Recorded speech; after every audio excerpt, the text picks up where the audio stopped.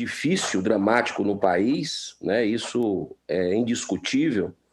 E eu esperava, né, desde a semana passada, quando foi marcada a reunião, para que fosse um debate, né? Essa era a expectativa minha e acredito do povo brasileiro, mas o debate, infelizmente, foi excluído, né, na CPI. Era bom para que a gente pudesse tirar as próprias conclusões, ouvir um lado e ouvir um outro, né? Eu acho que isso seria mais interessante do ponto de vista que a gente pudesse ver eventuais contradições, porque nós não somos médicos, nós não entendemos. Mas quando a gente vê duas pessoas que entendem discutindo, isso eu acredito que é mais proveitoso sob todos os pontos de vista, inclusive o democrático, né? Então, eu queria, nesse momento, registrar isso, porque tinha sido pautado que iria ter debate, né? Tinham sido escalados dois cientistas de um lado e dois de outro. E aí foi desmembrado, ficou hoje 2 cientistas e na próxima sexta-feira, ou seja, daqui a uma semana, nós vamos ter os outros 2 cientistas que pensam divergente dos nossos convidados de hoje. Que eu agradeço aqui as explicações do doutor Cláudio, da doutora Natália, e informo que me sinto até contemplado com algumas perguntas formuladas pelos colegas. Repito, não sou médico, nem cientista, portanto, não posso avaliar adequadamente o tratamento precoce. Esse é um assunto absolutamente técnico e não deveria ser politizado, inclusive pelo presidente da República, que, ao meu ver, erra quando politiza esse assunto, né? E por mais que possa, eventualmente, ter boa intenção, gerou toda essa polêmica em torno do assunto. E vejo que também está criminalizado tal assunto. Eu só tenho trazido aqui, hoje, alguns argumentos de médicos e pesquisadores que, infelizmente, não têm tido a oportunidade de serem ouvidos, como eu disse aqui no início. Cientistas que têm posições divergentes, diametralmente divergentes, e são muitos. E pelo princípio do jornalismo, a gente tem que ouvir sempre os dois lados. Se a CPI quer discutir e precisa, é um ponto central da CPI, discutir o tratamento precoce, que não se restringe apenas a um medicamento que tem essa polêmica, como a cloroquina está sendo colocada aqui, mas também sabendo que existe 17 medicamentos que fazem parte do chamado tratamento precoce. Que seja justa e que se ouça essa CPI os dois lados e que o tratamento seja o mesmo, né? Porque a gente viu aqui como tem que ser, muita cordialidade, sem exigência de sim ou não, sem intimidação, sem absolutamente querer se enveredar a resposta do depoente para outro lado, né? Ou seja, um clima de harmonia. É isso que a gente precisa se a gente quer realmente buscar a verdade. O que eu sempre lutarei é pela justiça, pela autonomia médica e do paciente também. Eles já são responsabilizados pelos seus atos perante a lei brasileira. Nada contra outros tipos de especialistas de outras áreas. Podemos ouvi-los sim, mas é fundamental ouvir os médicos que estejam tratando pacientes com Covid dos dois lados. Não podemos violar o princípio constitucional do contraditório, repito, que permite assegurarmos a igualdade e a ampla defesa. Aqui o debate não é o ideal, até porque não existe o debate. Ele fica prejudicado porque temos somente uma visão dos fatos, com falta dos necessários reparos, porque somos humanos e perfeitos, o que não contribui para o crescimento da ciência, como todos defendemos aqui.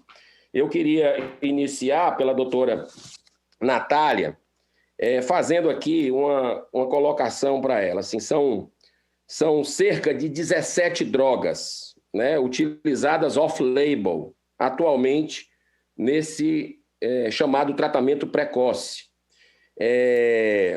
A senhora deve ter pesquisado essas drogas de alguma forma. E eu pergunto, em todas essas 17 drogas, existe a polêmica, como tem na cloroquina, hidroxicloroquina e na ivermectina? Eu queria só pedir à senhora, como o tempo da gente é curto, eu não vou fazer jamais o que foi feito aqui, por exemplo, com a doutora Nise Yamaguchi, né, que foi desrespeitada covardemente, e foi imposta, sim ou não, tem que dizer. Eu não vou fazer isso. Eu só peço que a senhora, por favor, por gentileza, seja objetiva na resposta. Senador, muito obrigada. O senhor tem toda a razão quando diz que alguns medicamentos foram muito mais politizados do que outros. E esse realmente foi o caso, principalmente da hidroxicloroquina e também no Brasil e em alguns outros países o caso da ivermectina. Outros medicamentos foram aventados, foram estudados, foram descartados, alguns foram aprovados mesmo sabendo que eles são medicamentos que ajudam, como o Remdesivir, mas que não curam.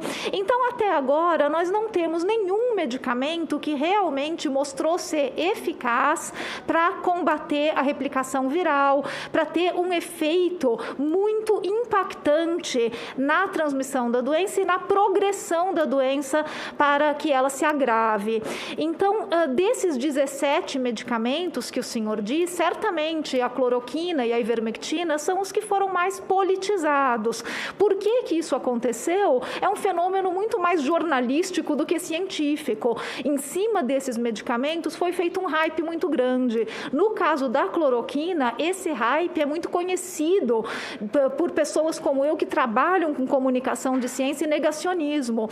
É o hype do cientista que vai para a mídia antes de passar pela revisão dos pares. Esse hype também aconteceu na promoção do movimento antivacinas com Andrew Wakefield em 98, por exemplo.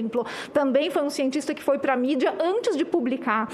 Então, esse tipo de apelo jornalístico e midiático, tão facilitado hoje pelas mídias sociais, foi o que acabou dando mais politização e essa politização, como o senhor bem colocou, muito prejudicial. Senador Girão, está sem áudio. Está sem áudio, senador Girão. Agora sim. Agora sim.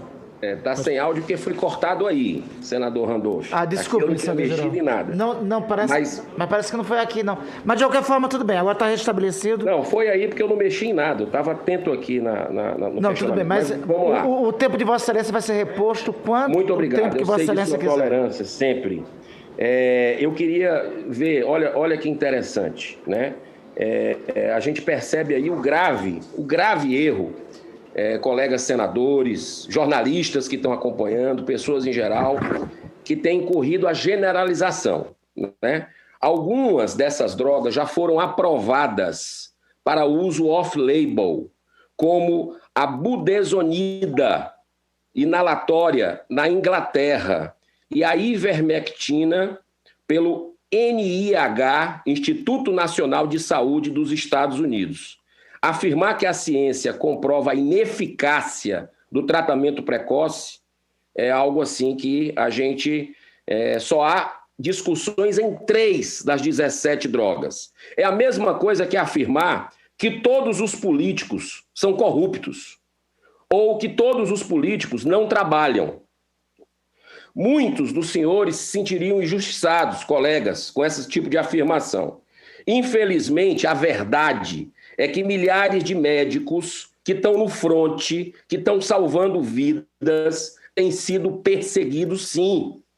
Pesquisadores têm tido suas reputações destruídas. E muitos pacientes ficaram com medo de buscar esse tratamento, que é sim seguro, desde que sempre com orientação médica. Eu sou totalmente contra a automedicação. Sou a favor de vacinas. Nós estamos numa guerra, sempre fui a favor de vacinas, do distanciamento físico, do uso de máscara, né? E também do álcool em gel. Mas por que não, se a gente está numa guerra e todos os recursos têm que ser usados, por que não, com recomendação médica, um tratamento? Inclusive, eu quero sugerir para quem está nos assistindo, né, e tirando suas próprias conclusões de tudo isso que a gente está ouvindo aqui, né, que assista ao debate, porque foi debate, não foi excluído. Olha como as coisas são na vida. Há 2 meses e meio, o Senado fez um debate na casa, ouvindo cientistas e médicos renomados contra o tratamento precoce e cientistas e médicos renomados a favor do tratamento precoce. É só você buscar nas redes sociais do Senado, colocando aí tratamento profilático Covid-19. Foi aprovado por todos os senadores.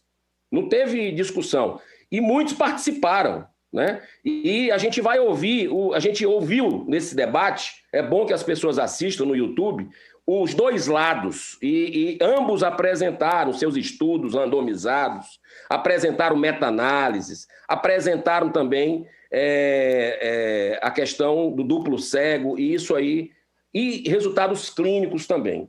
Eu queria aproveitar aqui também e fazer uma colocação. Foi falado de Fortaleza, antes de encerrar aí a primeira parte, né, do intervalo.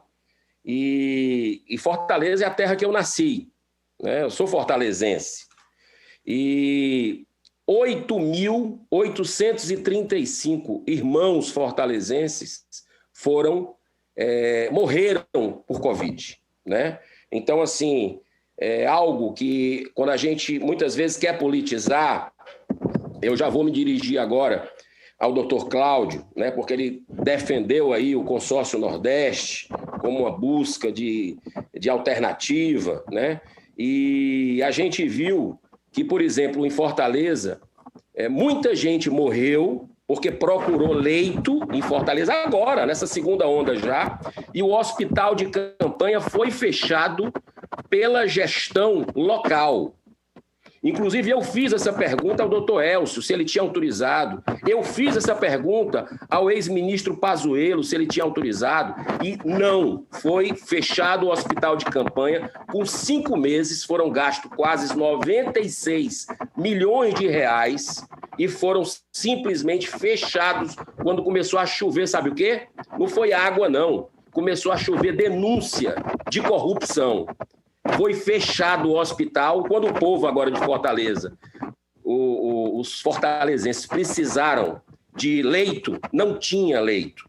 Então, esse é um fato que a gente precisa. E o consórcio Nordeste, doutor Cláudio, que o senhor defendeu, e eu vejo que realmente está muito politizado tudo isso aqui. Eu espero que na próxima sexta-feira se veja, presidente Randolph, vão deixar a política de lado. Vão deixar a política de lado porque isso faz com que a gente perca a razão, perca foco, perca a verdade, né? Quando a gente politiza, sexta-feira que vem, se tiver algum cientista que seja bolsonarista, nós precisamos tirar. Nós temos que ouvir cientistas que não têm vínculo político partidário, porque isso atrapalha. Isso tira a credibilidade. O currículo do Dr. Cláudio é respeitável. Eu não tenho uma vírgula para falar, né? Acompanhei algumas palestras dele, está inclusive sendo agora transmitido, foi divulgado muito que ia ser transmitido pela TV PT, por vários outros organismos aí, CUT e tudo. Eu acho bacana que se dê publicidade. Agora, o que não pode, no meu ponto de vista, é que a gente tenha de um cientista que venha expor aqui uma posição clara política, já de campanha, para o ano de 2022. Por isso que se perde muito nessa CPI, que ela está derretendo a credibilidade da população, quando hoje, inclusive, teve aqui já a pesquisa da XP, que mostra que 35% não acreditam, só 35% acreditam na efetividade dessa CPI. Ela vem derretendo por esse viés político. Então, eu acho que esse tipo de retuitada aqui, mostrando 15 segundos. O ex-presidente da República, eu não tenho absolutamente nada contra ele, né? Tenho divergências políticas, questionamentos com relação a muita coisa, mas nada pessoalmente contra ninguém. E aqui, que está na própria página do Dr. Cláudio, aqui no Twitter, dizendo que seria cômico se não fosse mais uma rajada assassina no povo desse país, né? Mostrando o presidente aqui cumprimentando as pessoas, o que eu acho errado. E coloco isso toda a sessão. O presidente causa aglomeração, está errado, não usa máscara, tinha que dar o exemplo, não tenho dúvida. Agora, o que não pode é a gente ouvir cientistas que estão realmente com essa contaminação política. Isso tira a credibilidade, porque a gestão do SUS é tripartite, né? Eu acredito que a gente tem que investigar, estamos investigando o governo federal e a gente está fazendo isso bem, foi o que fez durante um ano, um mês e uma semana até agora, só isso. Agora, o estrago que, por exemplo, o consórcio do Nordeste, que é a ideologia defendida por muitos que estão conosco aqui nesse momento, é uma ideologia que, infelizmente, causou um prejuízo para o povo nordestino só numa compra, 300 respiradores comprados da indústria da maconha, que até hoje não chegaram e foi pago aí quase 50 milhões antecipados. Graças a Deus, terça-feira, os colegas toparam votar. Nós vamos ver a possibilidade de esclarecimento disso com o diretor executivo do Consórcio Nordeste, que é o Carlos Gabas, né? Que é o diretor executivo e que tem um requerimento meu para ouvir, para explicar isso, porque onde eu ando, as pessoas perguntam e esperam da CPI isso. Então, eu só queria deixar claro que a gente não pode politizar. A gente tem uma responsabilidade grande com relação a isso. Da nossa parte, politicamente falando, até se aceita de alguma forma, né? Não de forma politiqueira, trazendo um debate 2022 para cá, né? Agora, o que não se pode é ouvir de cientistas, e eu espero que sexta-feira nós não tenhamos nenhum cientista que tenha viés político defendendo A, B, bolsonarista, lulista, para que a gente possa realmente ter um resultado coerente, que as pessoas possam acreditar no nosso trabalho nessa CPI. Só para complementar, presidente, sabendo que o senhor já deu um bom prazo aí, pelo que eu vi soar o alarme, eu queria lhe colocar o seguinte: o senador Renan Calheiros fez uma colocação a partir de uma fala da doutora Natália, com relação à questão do que ela fez, aquela analogia interessante do futebol, né? Do futebol, colocando o time de futebol. O senador Renan Calheiros depois colocou assim, eu até anotei aqui, que nós somos todos atacantes nessa CPI, né? Todos atacantes nessa CPI. Acho que a CPI tem que ser esse papel. A CPI só não pode ser também o juiz como dono da bola, dono do time, né? E que possa, de alguma forma, ouvir todos os colegas para a tomada de decisão. Porque o que a gente viu nesses dias foi atropelo em cima do atropelo por narrativas políticas. E a gente precisa sempre ouvir o contraditório.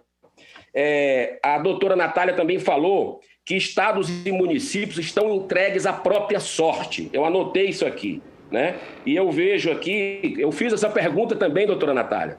Eu fiz essa pergunta para o doutor Elcio, muito parecida com relação a recursos do governo federal. Não sei se a senhora sabe, mas nunca se investiu tanto em saúde, né? Isso é fato. Independente de ser de um lado ou de outro, a gente tem que entregar a verdade para as pessoas. Em 2020, só no ano passado, foram 79 bilhões de reais na rotina do SUS investido, mais 33 bilhões de reais para a Covid, né? Só uma verba para a Covid. Só para a senhora ter uma ideia, com relação ao saldo, o saldo agora, em março, das prefeituras e dos estados, né, foi 9,5 bilhões nos estados e 14,9 bilhões nos municípios, o saldo positivo que nós temos isso. Sem falar nos insumos, nos equipamentos comprados, que dá 46,5 bi e 11,2 bi. Uma coisa é ponto pacífico entre todos os senadores. Eu já falei isso várias vezes e nunca fui contestado por ninguém. dinheiro não faltou nessa pandemia. Dinheiro não faltou. Agora, pela própria Polícia Federal, que eu tentei chamar aqui o diretor-geral anteontem, fui voto vencido. Só tive o meu voto. Foi 8-1 para chamar a Polícia Federal para ouvir com relação a esses escândalos. São mais de 70 operações da Polícia Federal que foram realizadas, mostrando aí que corrupção em época de pandemia não é apenas um fato de impunidade, de corrupção.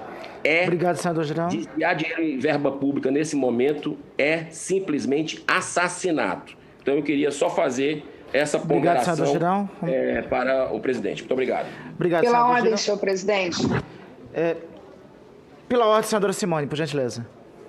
Muito rapidamente, apenas para fazer um esclarecimento. Acho importante, na CPI está indo muito bem, gosto. O senador Eduardo Girão sabe do meu carinho, da minha amizade, do meu respeito por ele e pela família dele.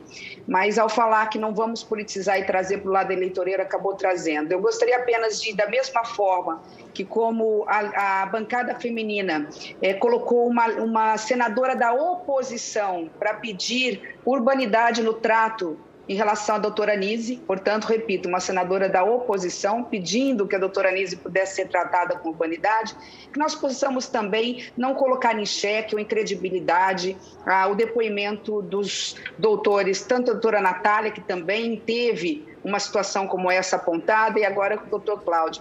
Acho que nós podemos continuar, estamos indo muito bem. Cada senador e senadora tem o seu juízo de valor, saberá levar em consideração ou não aquilo que for dito. Mas é importante ressaltar que aqui estão falando dois cientistas. Quem está falando nesse momento é a ciência. E o Brasil agradece o fato da CPI estar dando oportunidade para a ciência se pronunciar. Essa mesma ciência que deixou de ser ouvida e, infelizmente, em função disso, levou a esse número exorbitante de mortes. Da mesma forma, senhor presidente, apenas para aqui fazer uma defesa do Senado Federal, aqui aproveitando essa oportunidade que o próprio senador Eduardo Girão nos trouxe, e ele só apresentou esses dados, e a gente só tem a agradecer a ele por isso, de que apenas 35% da população brasileira acredita no resultado dessa CPI. Mas é importante deixar aqui de uma forma muito objetiva e clara que essa CPI é diferente de todas as demais. Ela não vai investigar apenas fatos passados. Ela não vai dar em pizza, como também não vai dar esse ou aquele resultado. Ela já deu resultado. Ela já deu resultado quando, pouco antes de ser instalada, a tentativa do governo de que o Senado não instalasse a CPI mudou o ministro da Saúde, do ministro Pazuello para o ministro Queiroga. Pelo menos por isso já serviu essa CPI, porque pelo menos o doutor Marcelo Queiroga é um homem da ciência, um homem da medicina, que bem ou mal tem procurado fazer o seu trabalho. Então, assim, apenas porque o meu querido amigo Eduardo Girão nos permite, e ele traz um dado verdadeiro mesmo, ele está totalmente correto, as pessoas não acreditam na classe política e muito menos em CPI. Mas essa CPI não vai dar em pizza, porque ela já está dando resultado neste momento. Neste mesmo momento, pararam de falar em remédio que não, muitos pararam de falar em remédio que não tem eficácia. Neste mesmo momento, está tendo uma discussão totalmente equivocada, mas está tendo a discussão sobre a questão do uso de máscaras. Essa CPI não ficará silente em relação a isso. Repito, essa CPI não é CPI do passado, é CPI do presente. É uma CPI que, de alguma forma, está curando, de alguma forma, está ajudando a salvar vidas. Então, agradeço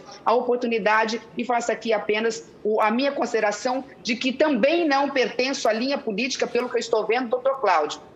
Nunca votei, a princípio, no partido que o próprio Eduardo Girão apontou, mas vou defender até o fim no meu mandato o direito de eles estarem aqui, poderem esclarecer, fazer os seus esclarecimentos, e no juízo de valor de cada um de nós, que somos inteligentes, somos da política, saberemos fazer aqui a nossa interpretação sobre tudo que está sendo dito. Desculpa o alongado, mas é importante, porque o senador Eduardo Girão trouxe um dado fundamental que precisa ser muito explorado, senador Eduardo Girão. Vamos mudar essa realidade e mostrar para a sociedade brasileira que o trabalho do Senado Federal é sério, que o resultado vai ser o resultado que é o justo e verdadeiro. Puna-se quem tiver que punir, doa a quem doer, governadores, prefeitos ou presidentes da República. Eu e Eduardo Girão estamos juntos nessa trincheira. Obrigada. Obrigado, senadora Simone. Então, eu queria passar rapidamente, então, eu vou conceder 2 minutos à doutora Natália e 2 minutos ao doutor Cláudio. Peço procurar cumprir o tempo, para nós passarmos, logo em seguida temos o senador Jorge Cajuru, já inscrito aqui, já esperando há algum tempo, para nós temos outros colegas senadores aqui inscritos. Doutora Natália. Pois não, senador. Em relação ao que foi falado pelo senador Girão sobre os dois lados no jornalismo e o princípio do contraditório, é importante salientar que esses princípios do jornalismo e da política também, de sempre observar o contraditório, eles não se aplicam para a ciência, porque a ciência é um processo investigativo dos fatos, da realidade, e daí não cabe o contraditório. A ciência não tem dois lados, e isso não é por desrespeitar opiniões alheias, mas pelo modo como a ciência trabalha, que é um processo empírico de investigação. Então, quando a gente fala que existem consensos científicos, eles são consensos. Um consenso científico, como, por exemplo, de que o aquecimento global é real e é causado pelo homem, ele é um consenso científico.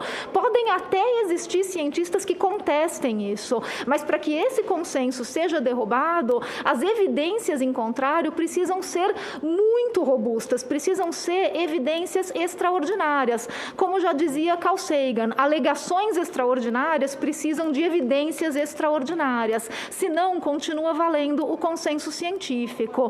E quanto ao uso off-label de medicamentos, acho que Cláudio pode esclarecer melhor do que eu, mas off-label, ele não precisa de autorização de agência regulatória e ele não é política pública. Off-label é justamente a autonomia do médico de prescrever off-label, porque senão seria label, seria autorizado pela agência regulatória. Obrigada.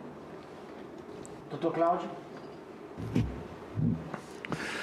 Bom, muito obrigado pelas questões trazidas, senador Girão.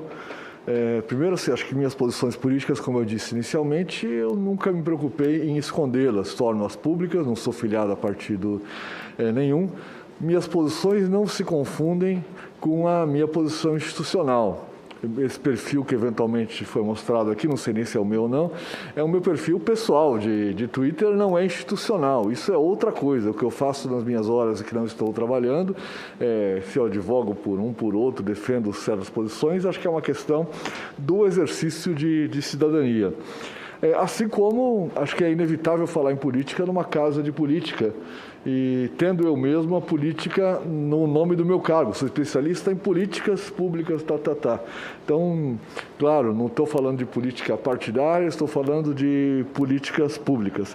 Em relação ao tratamento precoce, claro, as pessoas têm que ser acolhidas precocemente, têm que ser orientadas antes de ficar doentes, tem que ter o sistema de saúde receptivo para elas o tempo todo.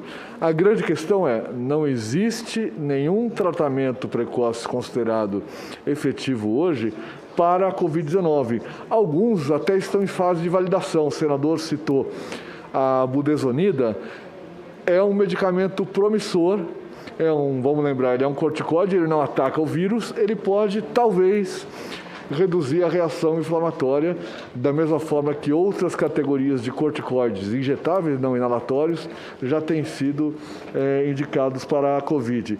Em relação à ivermectina, a posição do NIH, 15 segundos. Institutos Nacionais de Saúde Americanos, está no site deles, onde eles afirmam com todas as letras, sugiro ao senador que consulte diretamente o site deles, de que não há evidências suficientes para a indicação da ivermectina, que isso pode ser objeto de estudos futuros. Esse medicamento é contraindicado explicitamente pela OMS, pela Agência Europeia de Medicamentos, pela Food and Drug Administration e pelo próprio fabricante original, que é a empresa Merck.